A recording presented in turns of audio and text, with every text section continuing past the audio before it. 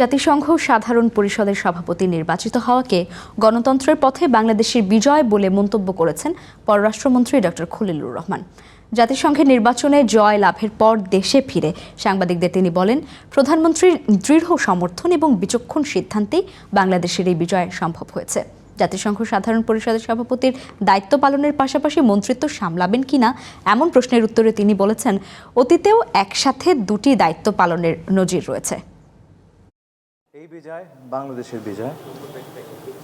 এই বিজয় আমাদের যে অভূতপূর্ব গণতান্ত্রিক উত্তরণ হয়েছে তার বিজয়। এই বিজয় আমাদের প্রিয় প্রধানমন্ত্রীর বিজয়, কারণ তিনি যদি এই সিদ্ধান্ত না নিতেন এবং দৃঢ়ভাবে এবং অবিচলভাবে বিরতিহীনভাবে আমাদেরকে সমর্থন না করতেন, তাহলে এই 10 বছরের রাস্তা 10 সপ্তাহে আমরা অতিক্রম করতে পারতাম না। এই বিজয় আমরা বাংলাদেশের ভবিষ্যতের কাছে উৎসর্গ করছি।